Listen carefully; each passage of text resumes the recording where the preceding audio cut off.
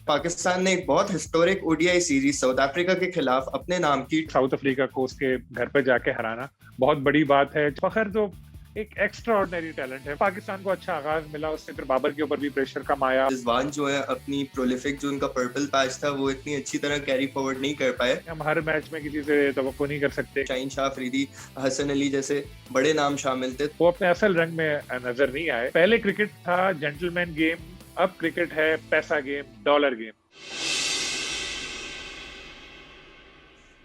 अस्सलामुअलैकुम, मैं हूं आपका host Kamil Ehsan and welcome to another episode of talk cricket with Saleem Khaliq. जैसा कि हमें पता है, पाकिस्तान ने एक बहुत historic ODI series south Africa के खिलाफ अपने नाम की 2-1 से। हम चलेंगे सलीम खालिक सर की तरफ। सर अस्सलामुअलैकुम। वालेकुम सलाम कामिल। सर, पाकिस्तान ने जनूबी अफ्रीका के साथ सीरीज जो थी अपने नाम कर ली। पाकिस्तान की परफॉर्मेंस को आप इस ओडीआई सीरीज में किस तरह देखते हैं? बहुत जबरदस्त परफॉर्मेंस है कामिल, और हमें जरूरत भी थी ऐसी एक दयारे गैर में बड़ी टीम के खिलाफ। पता है कि जो पाकिस्तान को मिल गई है साउथ अफ्रीका को उसके घर पे जाके हराना बहुत बड़ी बात है। चाहे उनके बहुत सारे प्लेयर्स नहीं थे, जो भी थे, 6 महीने साल बाद किसी को याद भी नहीं रहेगा कि साउथ अफ्रीका के 7 प्लेयर्स नहीं थे। फैसला कुन जो वनडे था उसमें सबको पाकिस्तान की फतह याद रहेगी। और अच्छी परफॉर्मेंस रही सारे प्लेयर्स की। खास तौर पे बाबर आजम ने अच्छा परफॉर्म किया, फखर जमान ने अच्छा परफॉर्म किया, तो बाकी प्लेयर्स की भी परफॉर्मेंस अच्छी रही। लेकिन ये दोनों जो थे ये बहुत ज्यादा एक्स्ट्राऑर्डिनरी उन्होंने परफॉर्म किया। एक बाबर के बारे में एक अच्छी चीज ये है कि अमूमन ये कहा जाता है कि प्लेयर जो कैप्टन बनते हैं तो परफॉर्मेंस खराब हो जाती है उनकी, लेकिन उन्होंने अपनी परफॉर्मेंस के मेयार और बुलंद किया और उनकी एवरेज और बेहतर हुई है कैप्टन बनने के बाद। तो मैं समझता हूँ बहुत अच्छी फतह है और पाकिस्तान क्रिकेट को बड़ा फायदा होगा फ्यूचर में इसका। राइट सर, सबसे पहले हम चलेंगे बैटिंग डिपार्टमेंट की परफॉर्मेंस की तरफ। बड़ी हिस्टोरिक परफॉर्मेंसेस हमारे सामने देखने में आई। खास तौर पे पाकिस्तान के जो टॉप ऑर्डर थे, इमामुल हक ने बहुत अच्छी परफॉर्मेंस दिखाई। फखर जमान एक हिस्टोरिक सीरीज उन्होंने खेली। अपना जो सेकंड ओडीआई के अंदर परफॉर्मेंस थी उनकी, वो तो बिल्कुल ही कंपैरिजन ही नहीं मिलते उसके। बाबर आजम भी बहुत अच्छी फॉर्म में नजर आए। तो टॉप ऑर्डर को आप किस तरह देखते हैं पाकिस्तान के? टॉप ऑर्डर की परफॉर्मेंस, जैसे आपने कहा, एक्स्ट्राऑर्डिनरी परफॉर्मेंस थी। अमूमन पाकिस्तान टीम को ओपनिंग में मसाइल का सामना करना पड़ता है, लेकिन इमामुल हक ने और फखर जमान ने इस सीरीज में बहुत अच्छा परफॉर्म किया। और थ्रू आउट जब पाकिस्तान को अच्छा आगाज मिला उससे फिर बाबर के ऊपर भी प्रेशर कम आया और उन्होंने भी अपनी जो है नेचुरल बैटिंग की और पाकिस्तान को इसका बड़ा फायदा हुआ। फखर तो एक एक्स्ट्रा ऑर्डिनरी टैलेंट है। मैं तो हमेशा से ये कहता हूँ, क्योंकि बदकिस्मती से दरमियान में कुछ ऐसा वक्त आया जब वो जो है अच्छा परफॉर्म नहीं कर सके, और चैंपियंस ट्रॉफी में सेंचुरी के बाद उनका नाम हुआ था, लेकिन फिर कुछ अरसे आउट ऑफ फॉर्म होने की वजह से लोगों ने कहना शुरू कर दिया कि जी ये तुक्का था, तुक्का लगा था फखर का। लेकिन अगर आप देखें तो मैं हमेशा फखर को बैक करता रहा हूँ। मुझे पता है वो बेहतरीन बैट्समैन है, और एक टीम में ऐसा प्लेयर होना चाहिए जो जब खेले तो आपको जितवा दे। जैसे शाहिद अफरीदी की अगर आप ओवरऑल स्टैट्स निकाल कर देखें तो हो सकता है वो आपको कहीं पे लगे कि इतना मुतासिर कुन नहीं है, लेकिन अगर आप उनकी मैच विनिंग परफॉर्मेंस देखें तो मेरा नहीं ख्याल कि जितने मैन ऑफ द मैच उन्होंने लिए किसी और प्लेयर को मिले होंगे। मैन ऑफ द मैच का मतलब यही होता है कि आपने अपनी टीम को कितने मैच जितवाए। तो ऐसे मैच विनर्स जो है बहुत जरूरी हैं। फखर ने जिम्बाब्वे के खिलाफ डबल सेंचुरी की थी। अब उन्होंने साउथ अफ्रीका के खिलाफ 193 रन की, बहुत बड़ी बात है। उन्होंने साउथ अफ्रीका के खिलाफ उनके होम ग्राउंड पर इतनी बड़ी इनिंग खेलना, और ऑलमोस्ट पाकिस्तान को उन्होंने वो मैच जितवा दिया था। लेकिन बदकिस्मती से दूसरे प्लेयर्स ने उनका इतना साथ नहीं दिया, वरना एक बहुत अच्छी पाकिस्तान को एक नाकाबिले यकीन फतह मिलती। फखर ने फिर अगले मैच में भी सेंचुरी बनाकर ये साबित किया कि जी कोई फ्लूक नहीं थी उनकी इनिंग। और ऐसा प्लेयर जैसे मैंने कहा होना बहुत जरूरी है। T20 में भी पाकिस्तान ने अच्छा डिसीजन लिया, उनको बरकरार रखा है। तो फखर की फॉर्म हमारे बड़े काम आने वाली है। आगे भी जो क्रिकेट होनी है, खासतौर पर जो T20 वर्ल्ड कप होगा इंडिया में, वहां पर उन जैसा प्लेयर हो और जबरदस्त परफॉर्म करे तो पाकिस्तान टीम बहुत आगे जा सकती है। तो इसी तरह फखर की तरह बाबर आजम की परफॉर्मेंस बहुत अच्छी रही। बाबर ने अब अपने आप को वर्ल्ड नंबर 1 बैट्समैन भी बना ही लिया है। विराट कोहली की जगह रैंकिंग में T20 में भी बन चुके थे, अब वनडे में भी बन गए। बड़ी तेजी से वो ऊपर आते जा रहे हैं। पहले कंपैरिजन किया जाता था कि जी बाबर कोहली, बाबर कोहली। अब तो मुझे लग रहा है कि इसी तरह अगर बाबर खेलते रहे तो एक दिन ऐसा आएगा विराट कोहली को बहुत पीछे छोड़ देंगे वो। हमारी खुशकिस्मती है कि हमारे पास एक इतना अच्छा बैट्समैन है बाबर आजम जैसा। और जब टॉप ऑर्डर परफॉर्म करेगा, जैसे इमामुल हक ने अच्छी इनिंग खेली, तो ओपनर्स की अच्छी परफॉर्मेंस से बाबर आजम के ऊपर जो है प्रेशर कम होगा और टीम को इसका फायदा होगा। लेकिन कामिल यहाँ हमें ये बात नहीं भूलनी चाहिए कि शुरू में तो प्लेयर्स हमारे परफॉर्म कर रहे हैं, लेकिन बाद में जो मिडिल ऑर्डर है वो इतना ज्यादा अच्छा परफॉर्म नहीं कर सका था, और जो टॉप ऑर्डर की परफॉर्मेंस ने ये खामी जो है ये छुपा दी है, और फतह के पीछे ये खामी छुप गई है। लेकिन इसको नजरअंदाज नहीं करना चाहिए और टीम मैनेजमेंट को इस जानिब देखना पड़ेगा ताकि आगे के मैचों में और अच्छी परफॉर्मेंस पाकिस्तान टीम की सामने आए। बिल्कुल सर, अगला सवाल मेरा मिडिल ऑर्डर के बारे में ही था आपसे कि हमने देखा मोहम्मद रिजवान जो है अपनी प्रोलिफिक जो उनका पर्पल पैच था वो इतनी अच्छी तरह कैरी फॉरवर्ड नहीं कर पाए, लेकिन वो एक tried and true tested player है तो उनका इतना मसला नहीं है, लेकिन उसके आगे अच्छी खासी मुश्किलात का सामना करना पड़ा है। आसिफ अली के ऊपर पाकिस्तान ने अच्छा खासा बैंक किया था, उनकी एक्सपेरिमेंट भी नाकामी ऑलमोस्ट हो गई है। उसके आगे मुश्किलात आप किस तरह देख रहे हैं मिडिल ऑर्डर की, और पाकिस्तान आगे किस तरह सोल्यूशन निकाल सकता है इन पोजीशंस के लिए?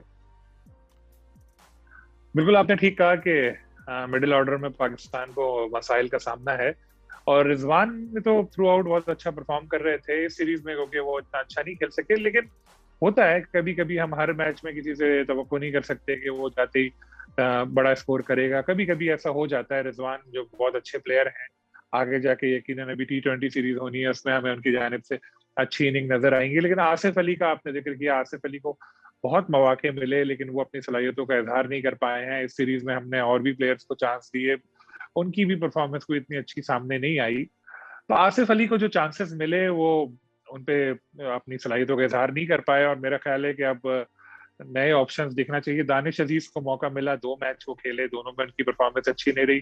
खासतौर पे नोट किया कि शॉर्ट पिच बॉलिंग पे वो बहुत ज्यादा दबाव का शिकार नजर आए। इससे एक चीज और भी वाजे हुई कि हमारे प्लेयर्स जो डोमेस्टिक क्रिकेट में रन्स के ढेर लगाते हैं, जब उनको क्वालिटी बॉलिंग मिले और बाउंसी पिचेस मिले, वहां पर जाके वो दबाव का शिकार होते हैं। एक तो पीसीबी बड़े दावे करता है कि जी हमने बड़ा बदल दिया है सेटअप और बड़ी पिचेस बदल दी हैं, डोमेस्टिक क्रिकेट चेंज कर दी है, लेकिन यहाँ पर जाकर वो चीज थोड़ी लगता है कि इतना फर्क पड़ा नहीं है, क्योंकि वही हमारे डोमेस्टिक क्रिकेट के जो हीरो हैं बाहर जाके फिर वो फ्लॉप साबित होते हैं। तो इस चीज को देखना होगा, अपने मुल्क में ही ऐसी कंडीशन फराहम करनी होगी प्लेयर्स को कि वो फिर बाहर जाके फिर स्ट्रगल ना करें।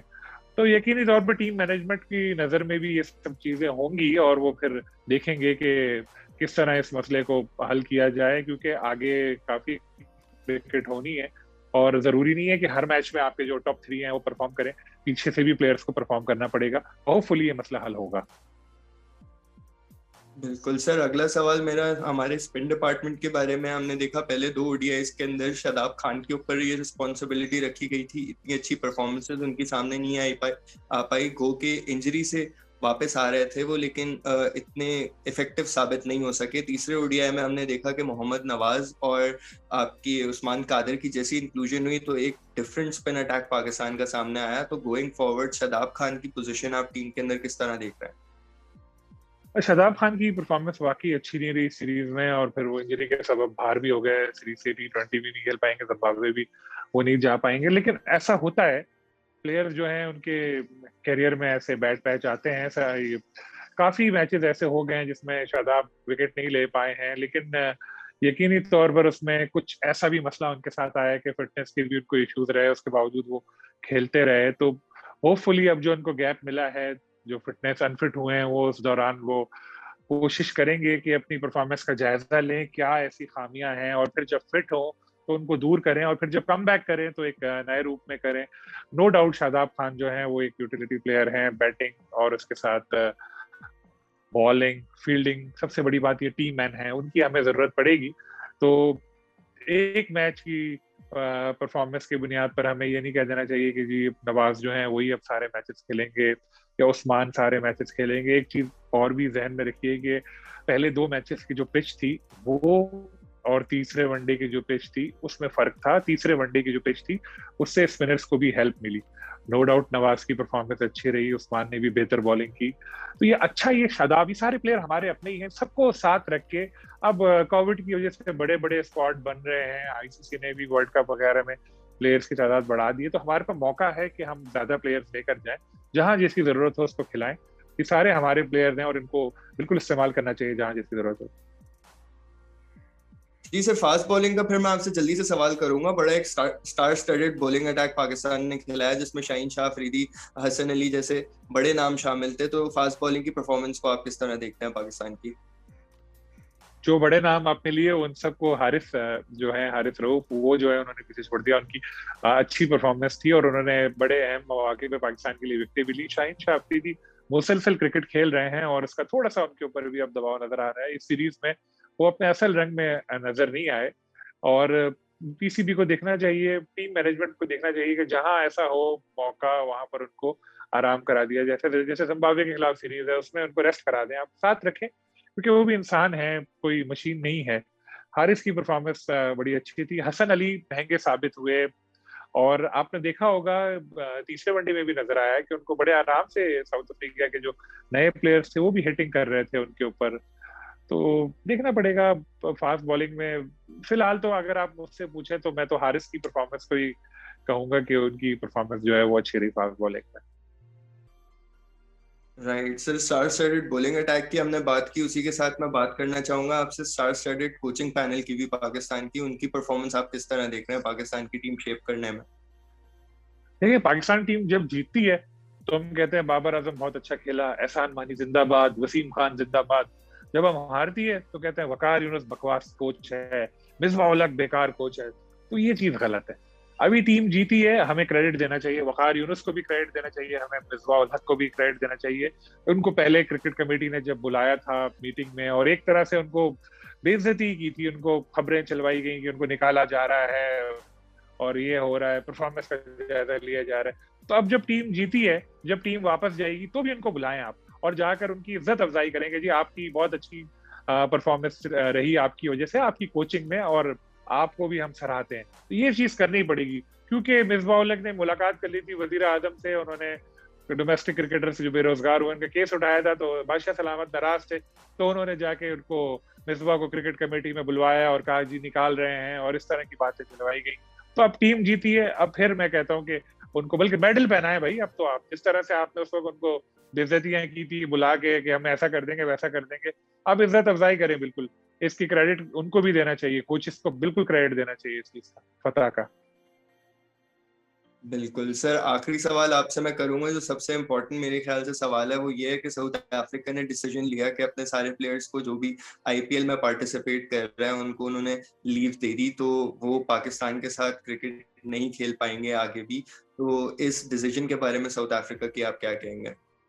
बहुत ही गलत डिसीजन था कामिल। हम प्लेयर्स को बुरा भला कहते हैं कि पैसे के पीछे भागते हैं, लेकिन बोर्ड्स का हम भूल जाते हैं। देखें, अभी साउथ अफ्रीका ने अपने 5 प्लेयर्स को ड्यूरिंग द सीरीज भारत भेज दिया।